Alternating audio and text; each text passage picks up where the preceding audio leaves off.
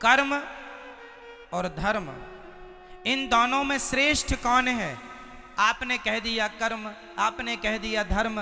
कहने से कुछ नहीं होता, हर चीज को सिद्ध करना होता है, प्रूफ करना। आइए मैं सिद्ध करके बताऊं कि कर्म और धर्म में क्या अंतर है और दोनों में श्रेष्ठ क्या है।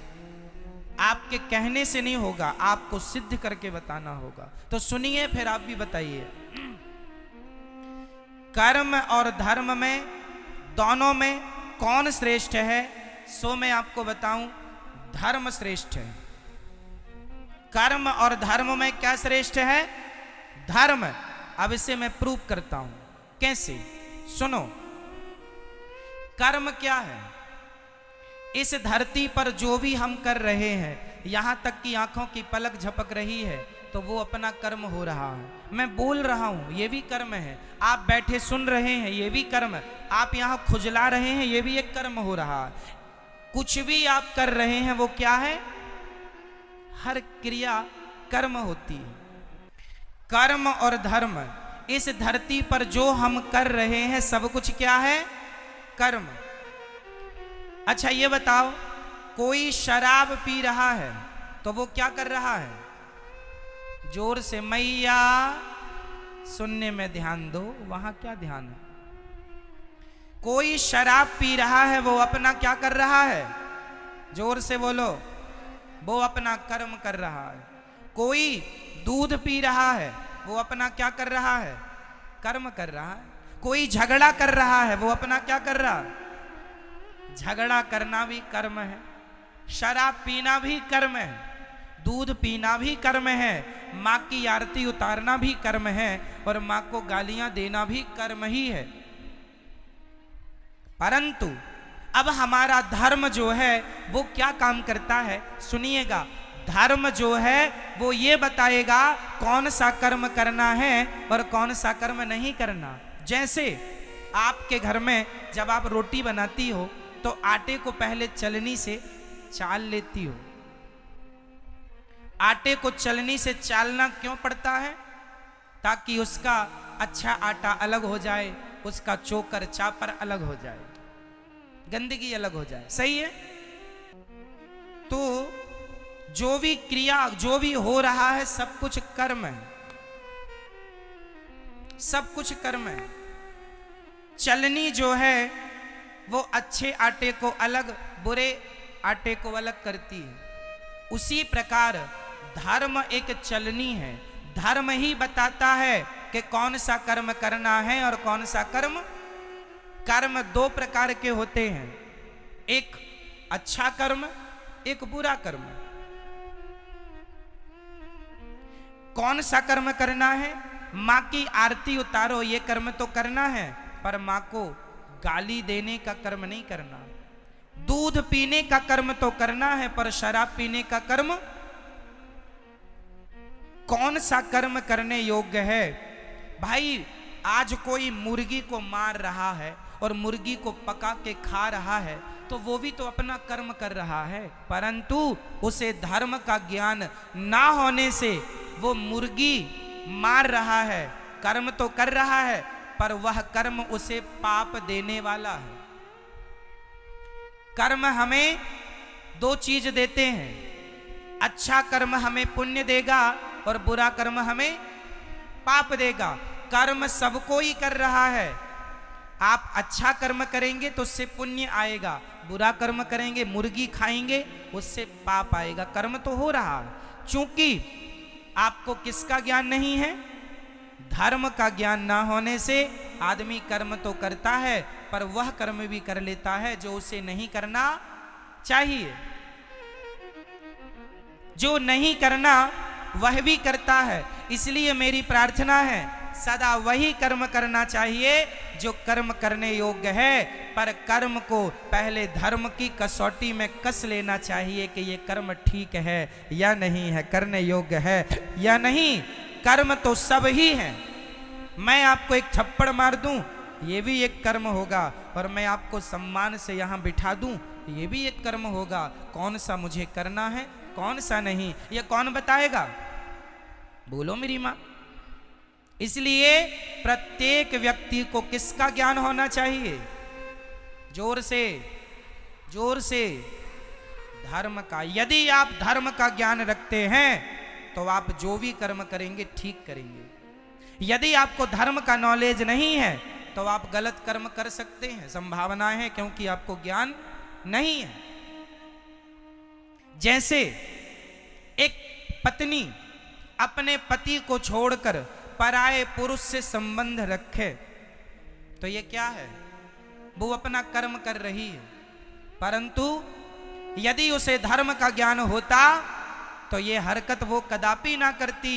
धर्म बताता है कि पति परमेश्वर है, इसलिए अपने पति को छोड़कर पराये पुरुष से संबंध रखना पाप है। यदि धर्म का ज्ञान होता तो अपने आप वो पाप से बच जाती। पाप से नहीं बची, क्यों? क्योंकि धर्म का ज्ञान नहीं था। और आज हमारे देश को धर्म निरपेक्ष कहा जाता है। गलत कहते हैं लोग, धर्म निरपेक्ष। हमारे सनातन धर्म में, भारत में, छोटी सी बच्ची से लेके बूढ़े तक प्रत्येक व्यक्ति के अंदर धर्म होता था, होता है और होना चाहिए। हमारे देश में पहले कोई पुलिस नहीं थी। हमारे देश में कोई पुलिस की जरूरत नहीं थी। क्यों? क्योंकि आज जो काम पुलिस करती है वही काम पहले का प्रत्येक व्यक्ति जानता था कि ये पहले तो यहाँ 1 लाख रुपए पड़ा हो तो कोई छूता नहीं था, क्योंकि उसे ज्ञान था, उसे धर्म का ज्ञान था। ना जी, ये मेरा नहीं है, उठा लूंगा तो चोरी का पाप लग जाएगा। पहले लोग 1 लाख रुपए क्या 10 करोड़ रुपए भी देखते नहीं थे। पराई स्त्री को कभी स्वप्न में भी सोचते नहीं थे उसके बारे में कोई गलत बात। पराये पुरुष के लिए कभी देश की, मेरी भारत की महिला कभी गलत ख्याल नहीं रखती थी, क्योंकि प्रत्येक व्यक्ति को ज्ञान किसका था? बोलो जोर से, किसका? मेरी माँ। और जोर से, पीछे वाले बोलो, किसका ज्ञान? पहले धर्म का ज्ञान था। और आज ये हालत है कि लोगों की जूते चप्पल तक नहीं बच रहे। जूते चप्पल तक चुरा लेते हैं लोग। इसका मतलब है कि आज का इंसान धर्महीन हो चुका है, धर्म से खाली है, उसे ज्ञान नहीं है। वो तो केवल पेट भरने में लगा है। जैसे मिल जाए महाराज मर्डर कर लो, मर्डर करवा लो, मरवा दो, जो होए बस वैसा वो अपना पेट भरने में लगा। मार डाल करके, लूट करके, चोरी करके, वो डाका डाल के, कैसे भी वो अपना पेट भरने में लगा है। तो तुम इंसान हो कि क्या हो? इसलिए आप अपने बच्चों को धर्म का ज्ञान देना मेरी माँ। धर्म के बिना इंसान पशु के समान है। धर्महीन व्यक्ति किसकी तरह है? जोर से, किसके? आप लोगों को धर्म का नॉलेज है, ज्ञान है या नहीं? बोलो हाँ या ना, बोलो हाँ या ना। मैया, आपको धर्म का ज्ञान है? कैसा बताओ, क्या है धर्म? चलो बताओ, नारी का धर्म क्या है? सबके भारत में धर्म है। पुत्र का धर्म है अपने माँ बाप को भगवान मानकर सेवा करना। पत्नी का धर्म है कि अपने पति को भगवान मानकर सेवा करना। दुकानदार का धर्म है ग्राहक को भगवान मानकर उसकी सेवा पूर्ति करना। हम सभी एक धर्म की बेड़ियों में बंधे हुए हैं। आप स्वतंत्र हैं या परतंत्र हैं? जोर से, जोर से। आप स्वतंत्र हैं या परतंत्र हैं? जोर से बोलो, बोलो और जोर से, हमें आवाज नहीं आ रही है। आप स्वतंत्र रहना चाहते हैं कि परतंत्र रहना चाहते हैं? आप स्वतंत्र रहना चाहते हैं या किसी के अधीन रहना चाहते हैं? बोलो। आप यदि अधीन रहना चाहते हैं तो किसके? बोलो। अब मैं बोल रहा हूं, ध्यान से, ये दास अनिरुद्ध समझाएगा। मैया कहां जा रही हो? अच्छा, तो हम चलते हैं। अच्छा, ध्यान से सुनो। आप कह रहे हैं हम स्वतंत्र हैं, गलत कह रहे हैं आप। ना तो स्त्री कभी स्वतंत्र हुई, ना तो पुरुष कभी स्वतंत्र हुआ। और यदि आपने स्वतंत्र होना चाहा तो आपका सर्वनाश हो जाएगा, पतन हो जाएगा। हम कभी स्वतंत्र नहीं हो सकते और हम होना भी नहीं चाहते। हम सदा धर्म के अधीन रहना चाहते हैं। हम किसके अधीन? बोलो। धर्म के अधीन। किसके अधीन? तो क्या आप स्वतंत्र हैं? नहीं।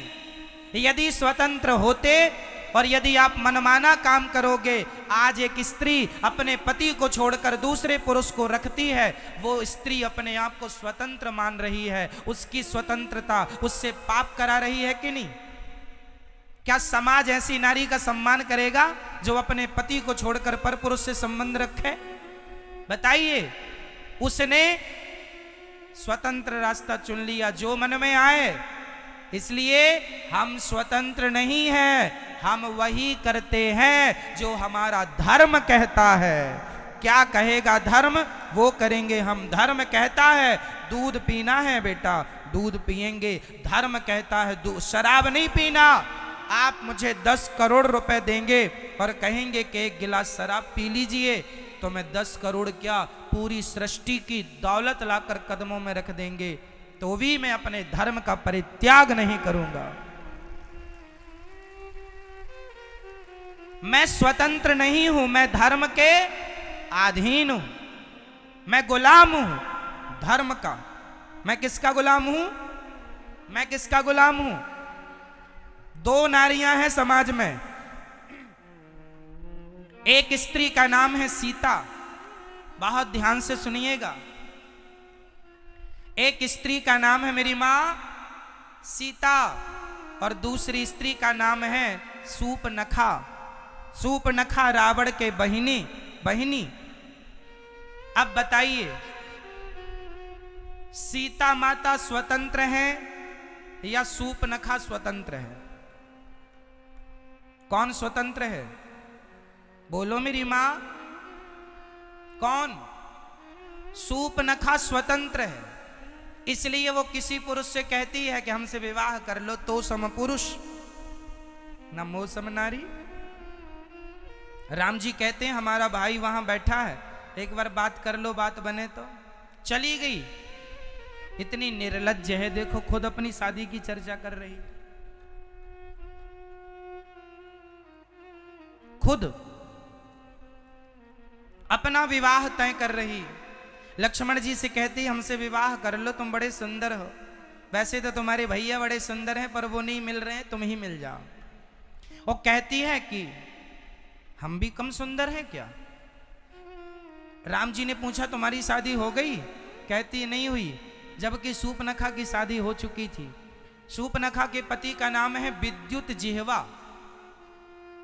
सूपनखा के पति का नाम क्या है? विद्युत जिह्वा। इसे रावण ने मार डाला है।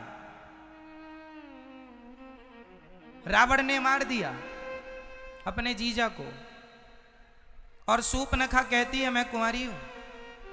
तो लक्ष्मण जी ने नाक कान काट दिया।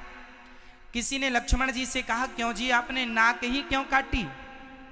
लक्ष्मण जी बोले हाथ काटते तो इसे जाकर बताना पड़ता कि फलानी जगह गए थे तो हाथ कट गया। नाक इसलिए काटी है, इसे बताना नहीं पड़ेगा कि कहां गए थे, लोग देखते ही समझ लेंगे कि नाक कटाने ही गई थी, इसलिए नाक ही काटी। कहती है तो सम पुरुष न मोसम नारी। क्यों? क्योंकि सूपनखा का संकल्प वही है जो राम का, निश्चरहीन करऊं मही। राम जी कहते हैं मैं निशाचरों से हीन पृथ्वी कर दूंगा, मैं रावण को मारूंगा, राम जी कहते हैं। और सूपनखा भी कहती है रावण तूने मेरे पति को मार डाला है, क्योंकि सूपनखा का पति इतना बलशाली था कि रावण डर गया कि कहीं ये मुझे मार के कब्जा ना कर ले लंका में, इसलिए मार दिया। सूपनखा तब से गुस्सा हो गई, तूने मेरे पति को मारा है, जब तक तेरे विनाश का समय नजदीक नहीं आ जाएगा तब तक मैं लंका में प्रवेश नहीं करूंगी। इसलिए रावण के विनाश का समाचार लेकर के सूपनखा रावण के पास गई, और सूपनखा ने ही तो रावण से कहा था कि सीता को चुरा लो। रावण के बर्बादी में सूपनखा का विशेष हाथ है, शुरुआत यहीं से हुई। तो इसलिए कहती है तो सम पुरुष न मोह सम नारी, तेरा भी विचार वही है राम, तेरा भी विचार वही है कि रावण को मारना, और मेरा विचार भी वही है रावण को मारना। तो सम पुरुष न मोह सम नारी, हम दोनों के विचार एक से मिल गए, इसलिए यह संयोग विधि रचा विचार। यह संयोग है कि तुम्हारे और हमारे विचार मैच कर गए। तो सीता माता धर्म के अधीन चलती हैं और सूपनखा स्वतंत्र है। तो आप स्वतंत्र रहना पसंद करोगी मेरी माँ, या धर्म की अधीनता स्वीकार करोगी? बोलो। धर्म। इसलिए मेरी माँ धर्महीन चाहे स्त्री हो, धर्महीन चाहे पुरुष हो, दोनों पशु के तुल्य हैं। हमारे भारत में एक पत्नी का पति मर जाए तो वो उसकी विधवा रह के सारी जिंदगी गुजार देती है। क्या है ये? जोर से बोलो, क्या है ये? क्या है ये? धर्म है। और ऐसी क्वालिटी की स्त्रियां सिर्फ हमारे भारत में हैं। आज दुनिया में 200 देश हैं लगभग। पूरी दुनिया में कितने देश हैं? अमेरिका, लंदन, जापान, पेरिस इत्यादि जाकर देख लो, दुनिया में 200 देश हैं। ऐसी स्त्रियां केवल भारत में पाई जाती हैं कि पति के मर जाने पर उसी की विधवा रहकर जिंदगी गुजार देंगी, पर पराये पुरुष की तरफ आंख उठाकर नहीं देखेंगी। ऐसी स्त्रियां सिर्फ भारत में होती हैं। सती सावित्री केवल यहां और कहीं नहीं, इसलिए यहां धर्म है। ये क्या है?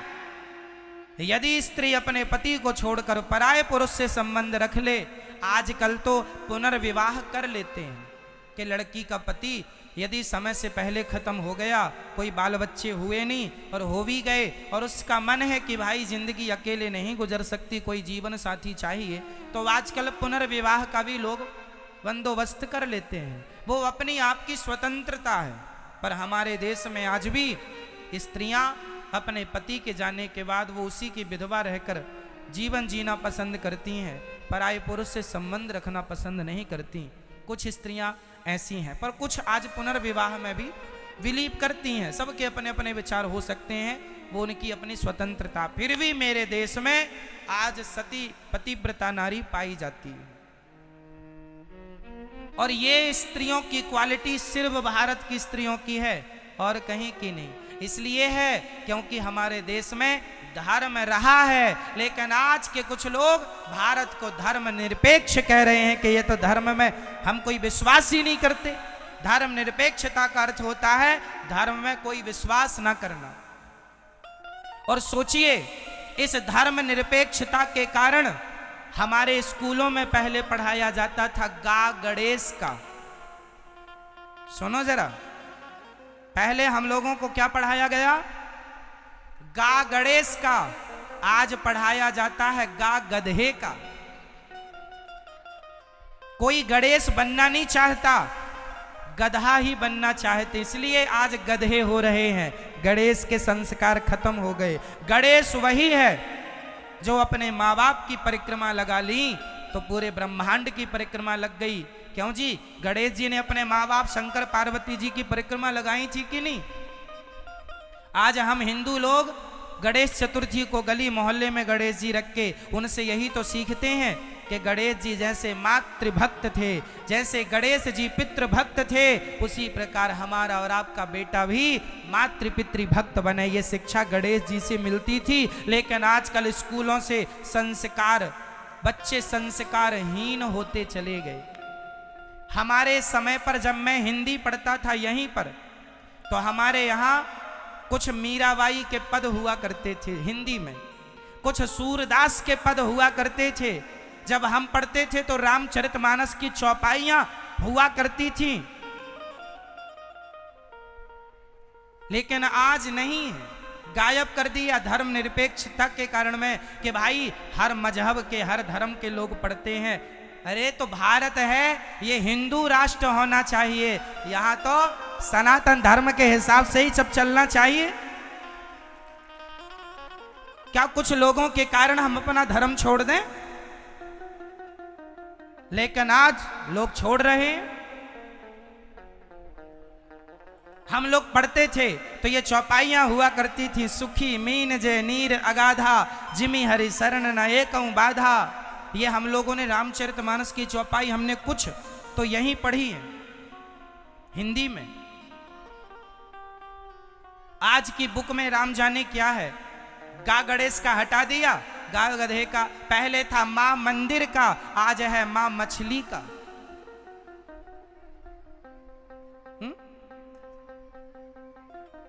तो अब बताइए, गा गधे का अच्छा है कि गा गणेश का अच्छा है? तो गा गणेश का हटा दिया, क्योंकि गणेश जैसों बच्चों की जरूरत नहीं, अब तो गधों की जरूरत है। तो गधे ही गधे हो रहे हैं सब जगह। ऐसे गधे हैं कि अपने माँ बाप की सेवा तक नहीं करते, ऐसे गधे हैं कि अपने माँ बाप का अपमान करते हैं। अब क्या करो, ये पढ़ाई गधा है। इसलिए मेरी माँ, स्कूलों के भरोसे ना बैठो, अपने बच्चों को आधा घंटा 20 मिनट कथा सुनवाया करो, और संस्कार आप अपने घर पे दीजिए बच्चों को, स्कूल के भरोसे ना बैठिए। स्कूलों में केवल शिक्षा है, संस्कार नहीं। स्कूलों में क्या है? क्या है? शिक्षा, संस्कार नहीं।